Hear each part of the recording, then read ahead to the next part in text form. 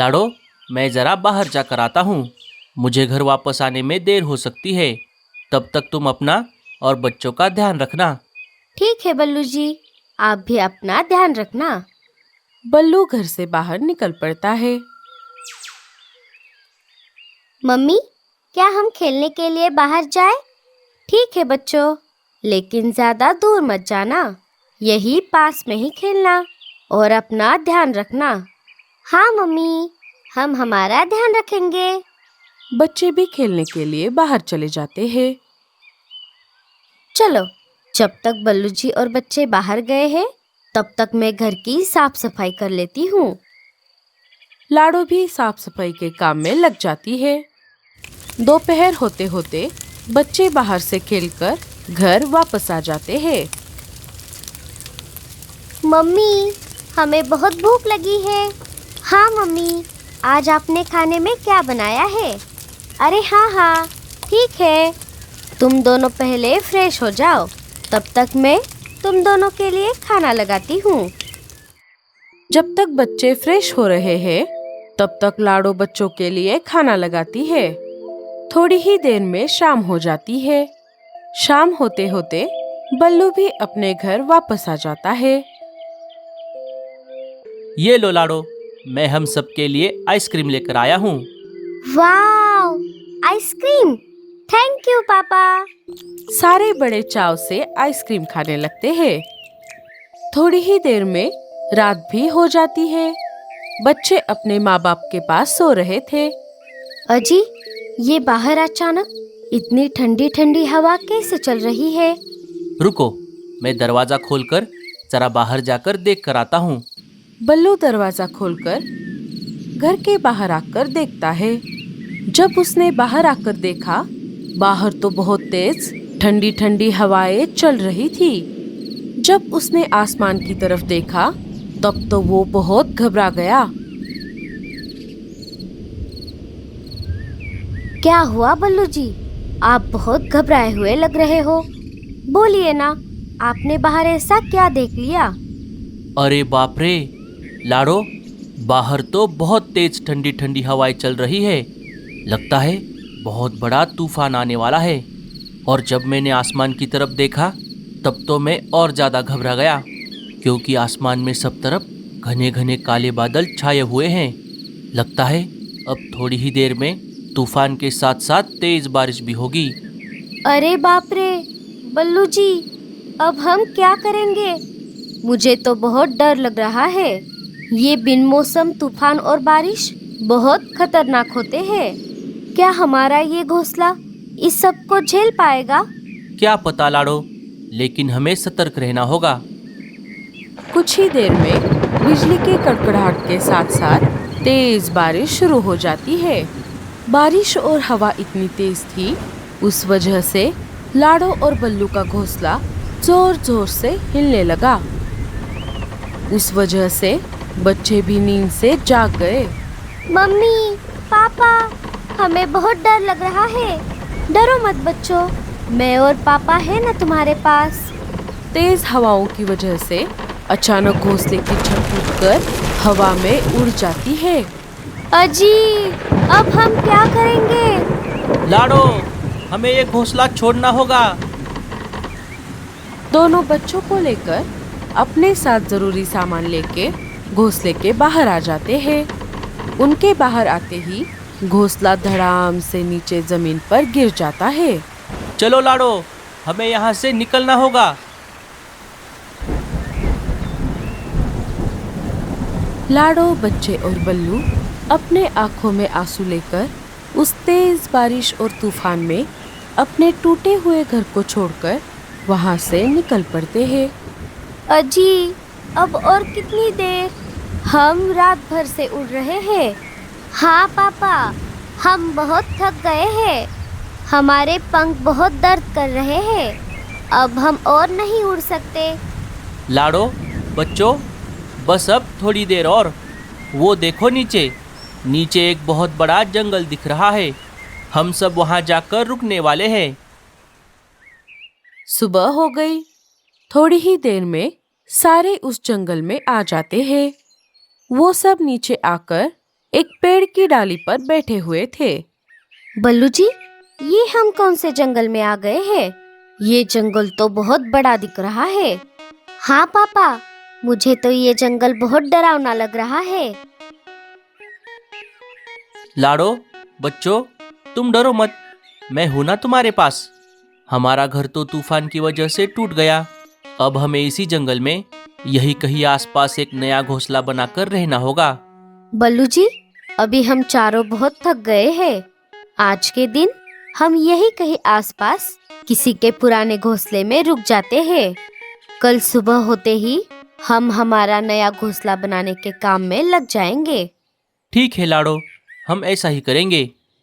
चलो फिर, अब हमें यहाँ से निकलना होगा। सारे वहां से निकल पड़ते हैं।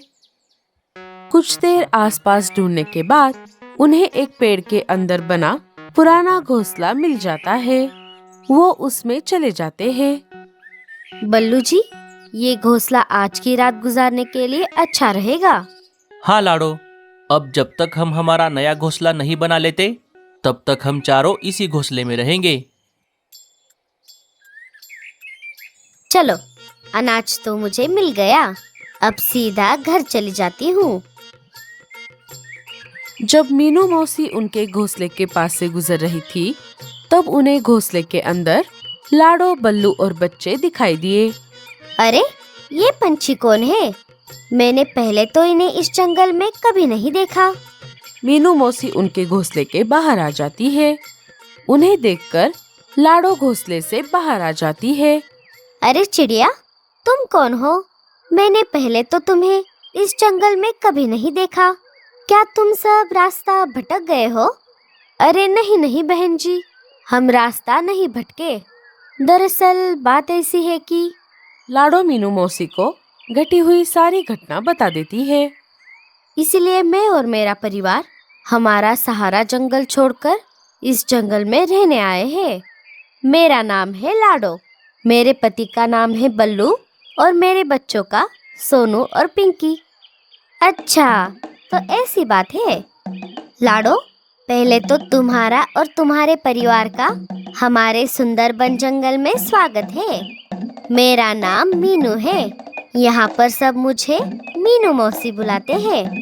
अब जैसे जैसे दिन बीतते जाएंगे, तुम्हारी सबसे अपने आप दोस्ती हो जाएगी।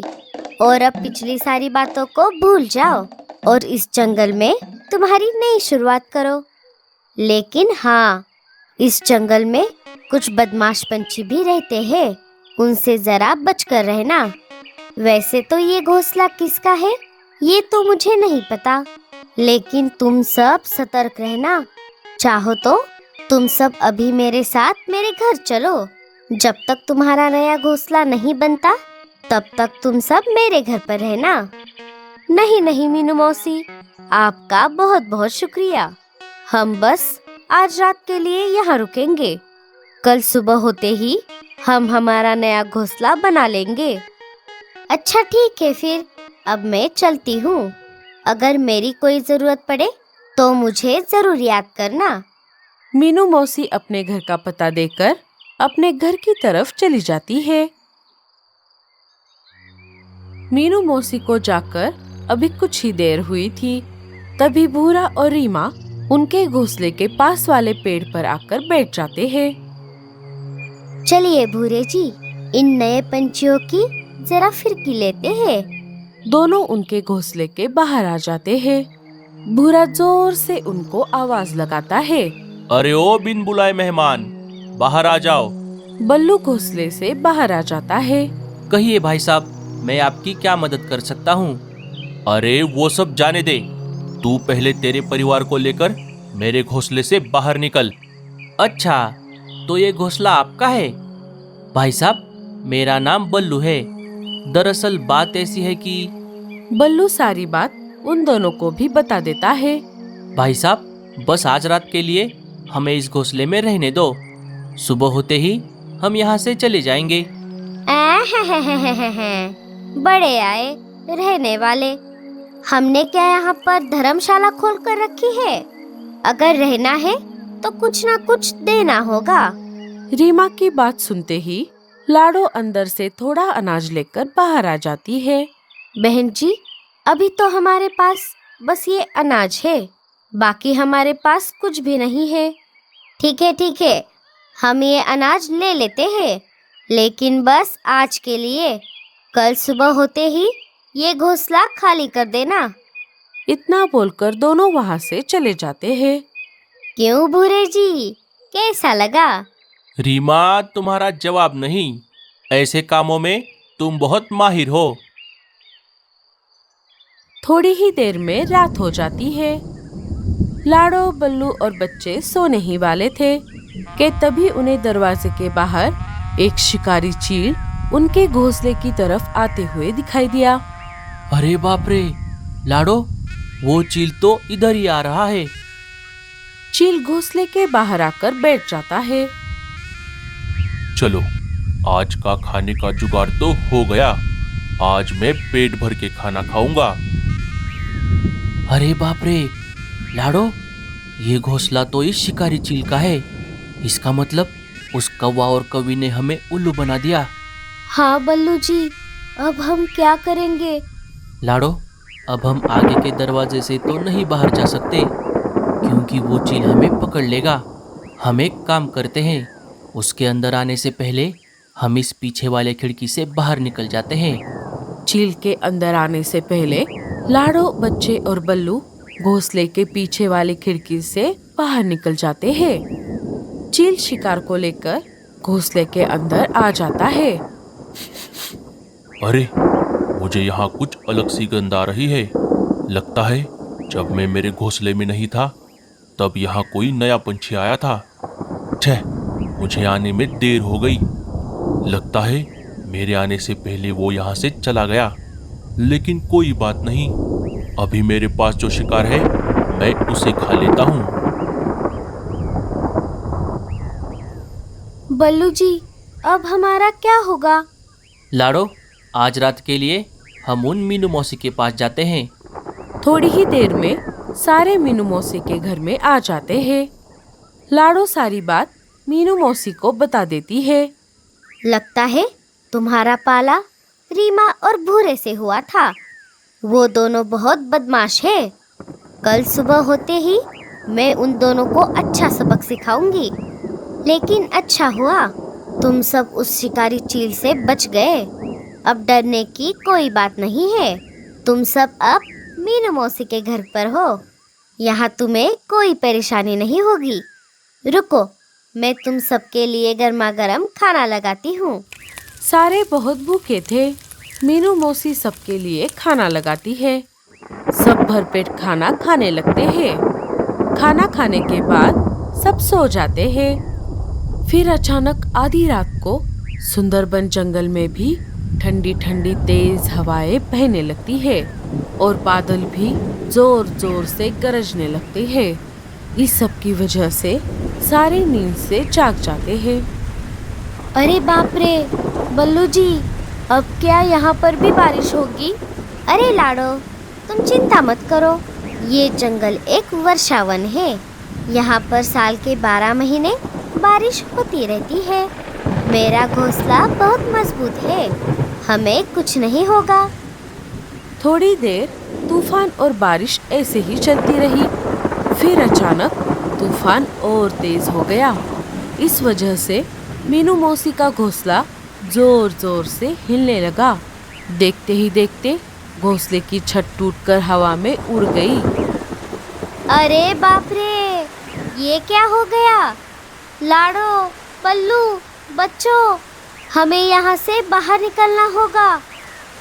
सारे घोंसले से बाहर आ जाते हैं। बाहर आते ही मीनू मौसी का भी घोंसला टूटकर नीचे गिर जाता है।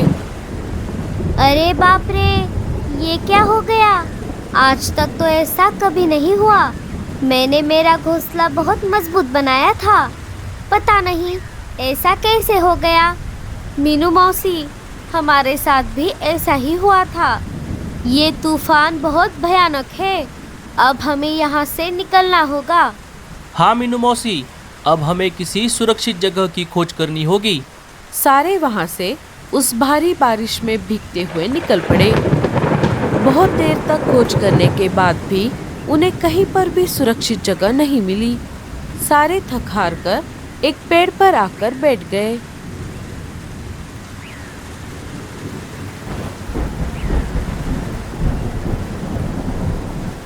हे ऊपर वाले, ये सब क्या हो गया? लगता है अब जब तक बारिश रुक नहीं जाती हमें ऐसे ही बाहर भीगते हुए रहना होगा। मीनू मौसी ऐसा बोल ही रही थी, तभी सोनू और पिंकी वहां से उड़कर जमीन पर उगे हुए बड़े बड़े पत्तों के नीचे जाकर बैठ गए। मम्मी, पापा, मीनू मौसी, इधर आओ। यहाँ पर बारिश नहीं लग रही। तीनों भी उन पत्तों के नीचे आ जाते हैं। अरे वाह बच्चों, यहाँ पर तो सच में बारिश नहीं लग रही। इधर तेज तूफान और बारिश की वजह से भूरे और रीमा का भी घर टूट गया था। वो दोनों भी अपने टूटे हुए घर के बाहर बैठे हुए थे। अजी, अब हम क्या करेंगे? चलो रीमा, हम कालू भैया और गोरी भाभी से मदद मांगते हैं। दोनों वहां से निकलकर कालू और गोरी के घोंसले के बाहर आ जाते हैं। वहां आकर उन्होंने देखा उनके भी घोंसले का वही हाल हो गया था और वो तीनों भी घोंसले के बाहर बैठे हुए थे। भूरा और रीमा उनके पास आ जाते हैं। भैया, अब हम क्या करेंगे? चलो हम सब मीनू मौसी के पास जाते हैं। सारे वहां से निकल पड़ते हैं। इधर तब तक बल्लू उन बड़े बड़े पत्तों से एक शानदार घर बनाने की योजना बना लेता है और काम पर लग जाता है। देखते ही देखते बल्लू उन बड़े बड़े पत्तों से एक शानदार घर बना देता है। अरे वाह बल्लू, तुम तो घर बनाने में बहुत माहिर हो। शुक्रिया मौसी। इधर जब सारे मीनू मौसी के घर के बाहर आ गए तब उन्होंने देखा मीनू मौसी के घर का भी वही हाल हो गया था। सारे वहां से आगे चल पड़े। जब वो सारे बल्लू ने बनाए हुए पत्तों के घर के पास से गुजर रहे थे तब मीनू मौसी खिड़की से उन्हें देख लेती है और आवाज लगाकर अपने पास बुला लेती है। भूरे, रीमा, कालू, जग्गू, गोरी, इधर आओ। जब सारे उन पत्तों के घर में आ गए तब सारे उस घर को देखकर हक्के बक्के रह गए। अरे बाप रे, भूरे जी, ये घर कितना बड़ा और शानदार है। भूरे, रीमा, तुमने बल्लू और उसके परिवार के साथ ठीक नहीं किया। अगर वो चाहे तो अभी तुम्हें इस घर से बाहर निकाल सकते हैं, क्योंकि ये घर बल्लू ने बनाया है। बल्लू, लाड़ो, हमें माफ कर दो, हमसे बहुत बड़ी गलती हो गई। बारिश और तूफान रात भर ऐसे ही चलता रहा। सुबह हो गई। सुबह होते ही भूरे और बल्लू ने मिलकर सबके लिए अलग अलग पत्तों के घर बना दिए और सब हंसी खुशी से रहने लगे।